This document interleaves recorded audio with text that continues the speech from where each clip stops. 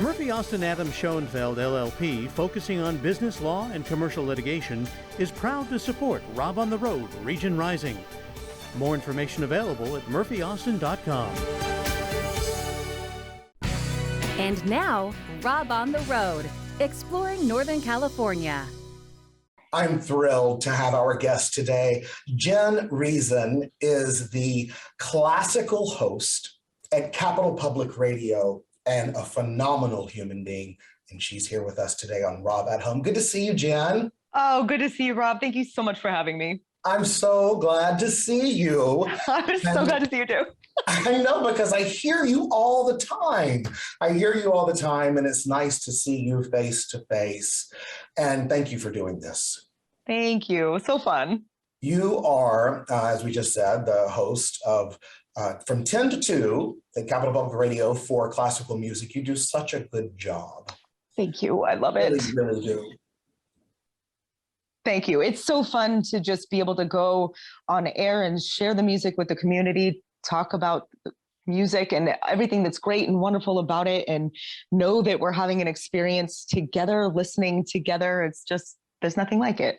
Do you pick out the music? I do. You do? I am not the only one though. There's also two other programmers. So sometimes you'll hear my selections. Other times it's Mike Nelson, Kevin Doherty. So it's fun to kind of hear everyone's tastes. You are a music director. You're a piano player. You sing, you conduct, and you have many facets in Northern California when it comes to your musical outlets. Besides Capital Public Radio, you also have several different groups. Tell me about the groups, and we'll start with Reconciliation Singers, RSVP. Tell us about that.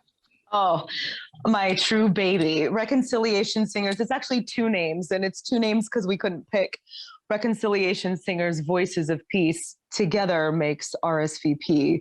And yeah, that wasn't my idea. I can't take credit for it. That was the founding director, Julie Adams. But I've had the group for 8 years, and I've sang with them for 14 already, which is crazy, but it's really a singular mission. We use music to raise money for the needy in the community, and just kind of curate concerts that focus on one nonprofit at a time. Maybe it's homeless driven, maybe it's food insecurity, maybe it's a halfway house for victims of the sex trade. You know, it gets very dark and very heavy, but at the end of the day, so uplifting. You know, we're giving through music food to school kids who don't eat otherwise. We're seeing homeless people come off the streets and have somewhere to sleep. And it's because of the donations we get at these concerts. So, and to do that through a phenomenally high level of music is just the most inspiring thing I can think of, really.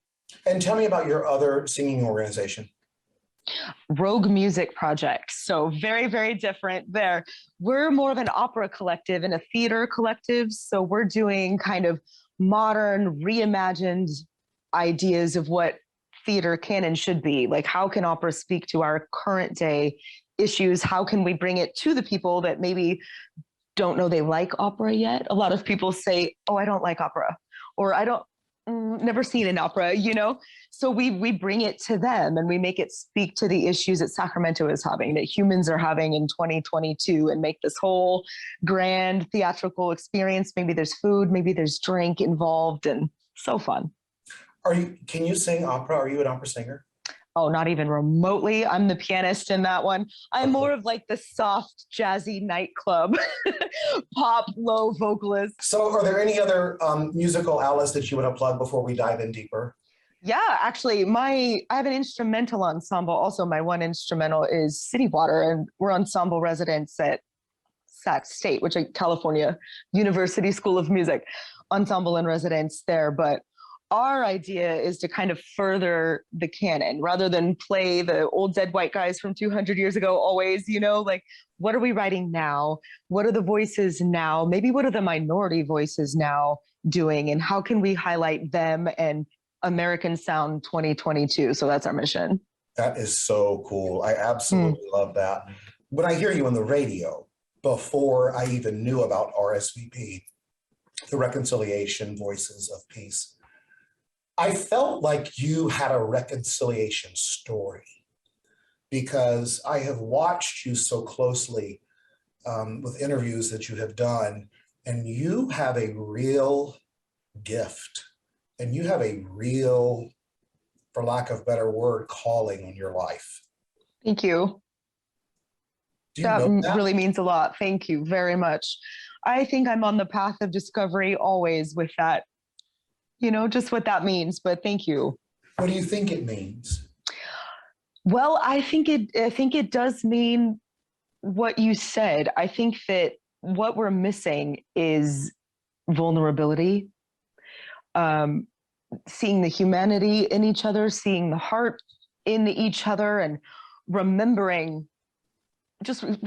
each other person to person, Rob and Jennifer here, and if that is something I can help guide even the tiniest little corner of Sacramento back to, then I've succeeded, and if that calling expands past that, California, the country, amazing.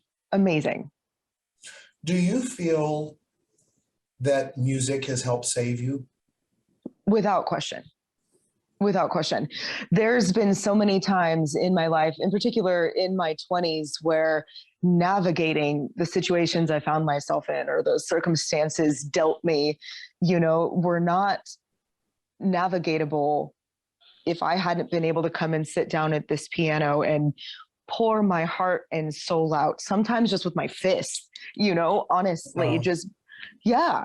And just a space to yell, or a space to weep, or a space to, it's not all bad either. It's sometimes the beauty's too much to express, or the happiness or the joy also doesn't have anywhere to go, or it is too big, and to pour that out in your instrument also is, if I hadn't had that, where I didn't have my own voice, I didn't have my own words, but I did have that place to outpour it. And without that, I shudder to think, which.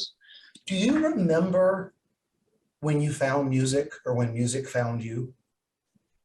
When music found me, this is an interesting story, actually, because music was brought to me as a very small child. So I would always sit at my mom's piano and just play. And they thought that I had an inclination for it, right? So I started lessons when I was 4, but it was very like, you will study piano. I didn't want to practice. I didn't want to play piano. She was a very mean mother for making me play piano when I wanted to be outside, and we went to this amazing church at the time that was full, think like gospel. And we were one of like 3 white families. And I got to go up on the stage, and it was just this little white girl's 12, and there's like these wonderful soul-filled Black men and me. And I just happened to know the chords because I played piano, and it was like, wait, I think I do like this. Maybe I will do this, and then found it where it was fun. And they danced, and it was without reservation, and they sang from the top of their lungs. And then I got $25, for playing. And it rocked my whole world. And I don't think I looked back from there. And I went there, and the artistry and the skill was just as high, but it was with abandon. And I started to realize that, oh my God, why are we making these rules and boxing each other up? And why are we saying classical is the most elevated when I can't breathe sometimes sitting there so still, So it started me down this path of, what if it's just music? And what if it's just humans? And what if this is the life experience together? We could just all get over ourselves a little bit and just let go. And where did it go from there with you? And how has music shaped your life? Well, from there, I was absolutely lucky enough to go to Sac State early and start with my lifelong teacher, my lifelong mentor, Richard Chianco. So as a young teenager, he was such an inspiration and such a mentor and such a guide. And lucky enough to go to Europe multiple times with him in the summer. And that was just kind of the natural next step in the whole process, was different cultures, different countries, people that didn't look like me at all, didn't remotely speak the same language, went home to a very different lifestyle. And here we are on stage, and we're going to make this art product together. And we may not even be able to talk about it, but here we are, and it's amazing, and it's successful, and it's deep, and it's real, and it's a connection on a very, very different level. So that first time to Italy, let me tell you, I was like, oh, definitely want to do this. That's amazing. Mm-hmm. So with music being the through line of your life, it seems. Yes, absolutely. Has it brought you more highs or lows? Oh, now that's a really, really good question. Like all things, I think it's really complicated, like that yin and the yang. You know, I definitely hit a time in my life where I needed to step away entirely, because not everyone is open, you know, not everyone is vulnerable, not everyone is in it for heart and humanity. We all know the dark side stories of this business, you know, and sometimes it's hard to make money. Sometimes it's a very fickle business, you know what I mean? And maybe I don't want to eat ramen today. It can be very feast or famine, even just financially, right?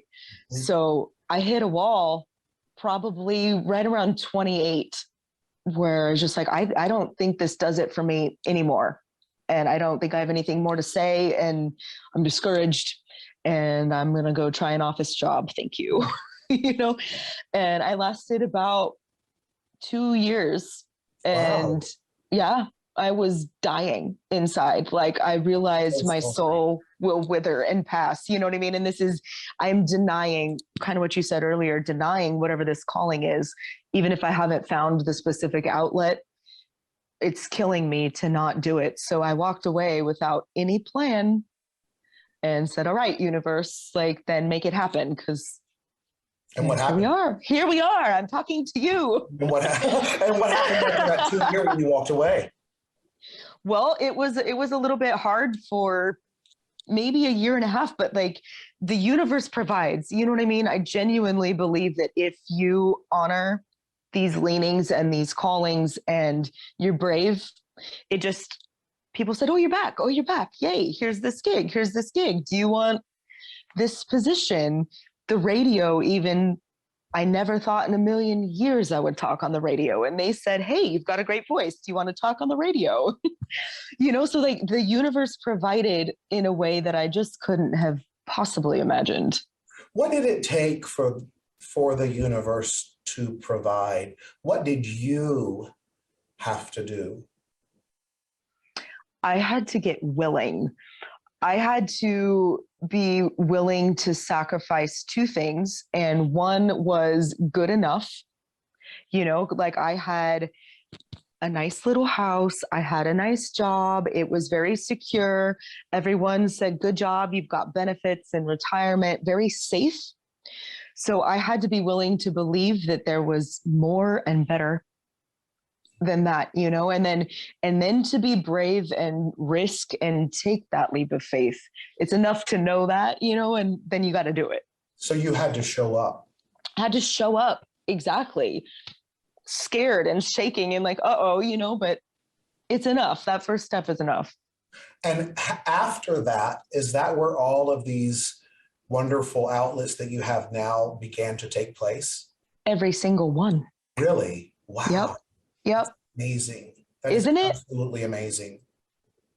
Tell me about, I want to dive into RSVP, and you performed a song. Y'all listen to this. The title is called Sing Me to Heaven. Just that alone is mind-boggling. We wept openly the first time we sang through that song. I believe it. In fact, do you remember we were we were sharing the stage for this, and it was a party, and then this beautiful song begins to play, And of course, it's a party, so everyone's doing their thing and missing this performance. And so we just stopped and brought the whole room to attention. And you gave a command performance, and you could hear a pin drop. It's that moment on stage where you feel like everyone's breath is right here and you're holding it together. I will never forget that. And the reason I bring that up is because that was happening and everybody was standing there and not even knowing.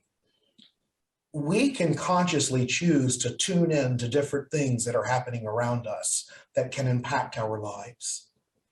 And we can turn off the noise and we can turn up the melody that might be the better way to the dissonance we're feeling inside. You are preaching. And I just feel like you do that so well. How do you always find music to do that? Thank you. That's, and it's challenging actually, because I think it's a very active choice to turn down the dissonance, as you said, and you can choose not to.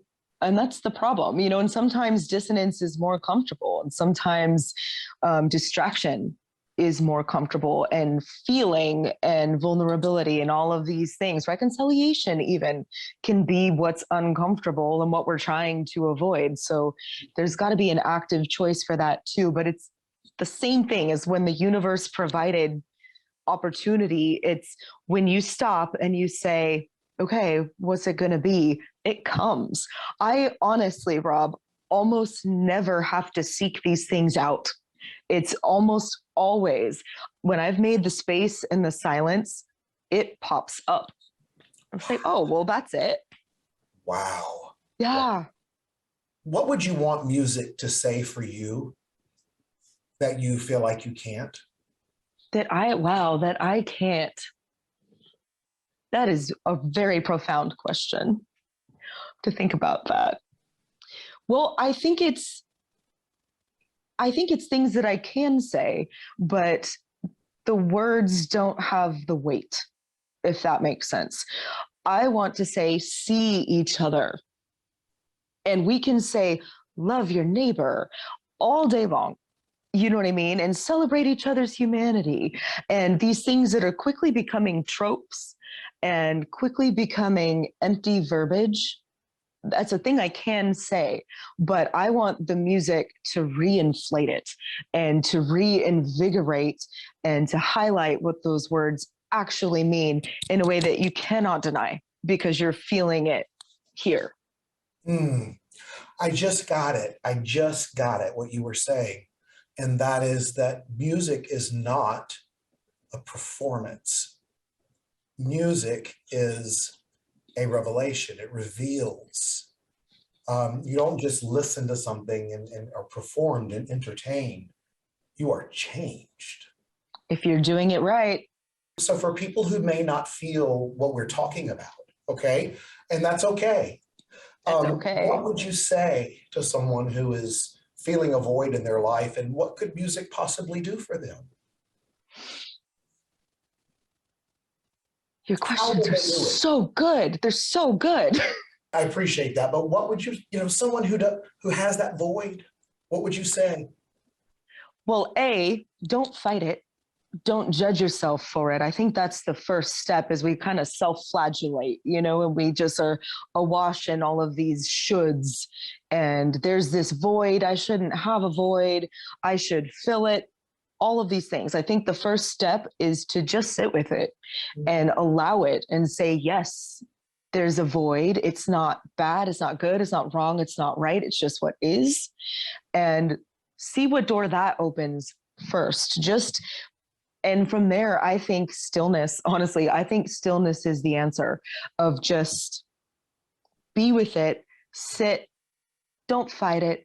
Don't try to even find the solution, and see what comes 10 minutes later or 15 minutes later. Or, maybe from there you put your toe in to, oh, I heard this was a beautiful piece. Maybe I will just sit for 5 minutes, not release all expectations, release all control of it, and just breathe and see what happens. Try something new. Yeah. That's what happened for you. You got exposed to a different type of music. Oh, and it was terrifying, right? I didn't feel like I even had any right to be there, let alone try to contribute, so that's another part of the being brave. You never know what's out there that might be infinitely better than what you're sitting with right now. I am curious if you could share what matters most to you, what matters most in life, what would it be? Well, we only have, as far as we know, this one time around the sun and only these few short minutes together. So to have true intimacy with another human soul that's walking the same journey as you, to be as genuinely connected as you possibly can be for this one conscious moment that we know we have, that's what matters most to me.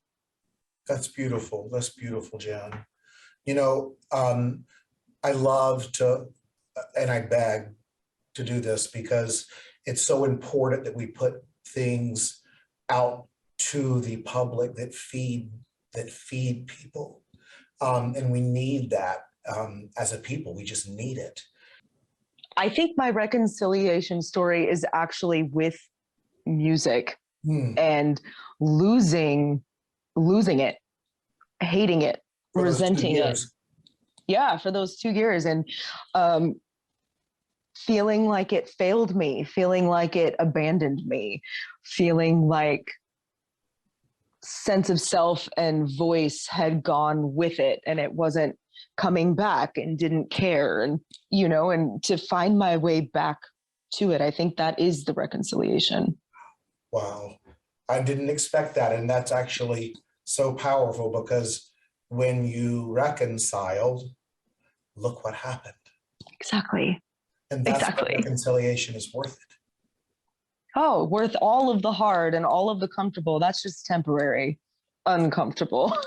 And reconciliation doesn't necessarily mean, I akin that to forgiveness, but forgiveness is not just it is something you do for yourself. You free yourself, but it also does not make you a doormat, but it makes you an open door. Exactly. And God, is that a difference? It's a huge difference because you release, it's like carrying somebody around on your back that doesn't even know they're there. It can be that heavy. And when you reconcile with something in your heart, you can be set free. And you are so lucky to be able to do that and to help people do that daily on their journeys in life. I think, and I've been places where I've seen people listening to you before the pandemic, going into a nursing home, and I've seen someone alone in their room listening to you. Yeah. God. I've seen your blessing in action. You're there working, but I've been out and seen it on the road.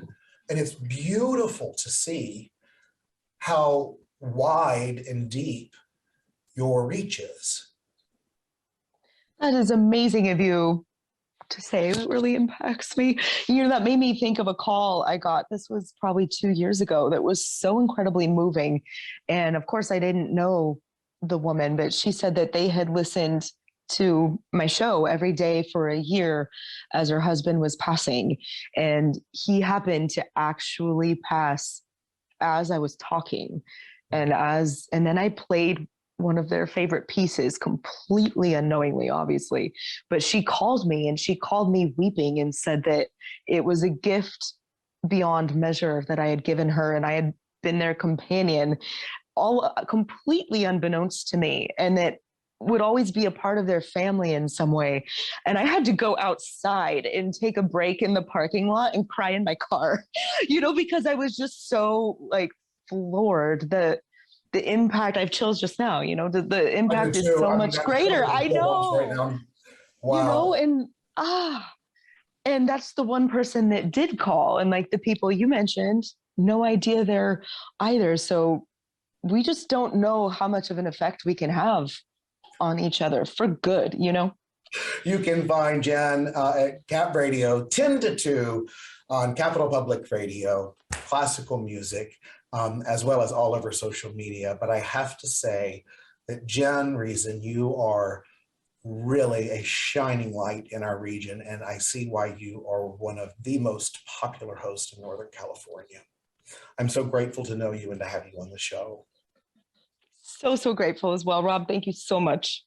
Yes, we will talk to you soon. I'll be talking to you. You won't know it. I talk to you on the radio, but I love it. so many people, but it's good to see you. And you can see us next week right here at the same time on Rob at Home or Rob on the Road. And we hope you continue to enjoying PBS KVIE and Jen Reason as well at Capital Public Radio. We'll see you.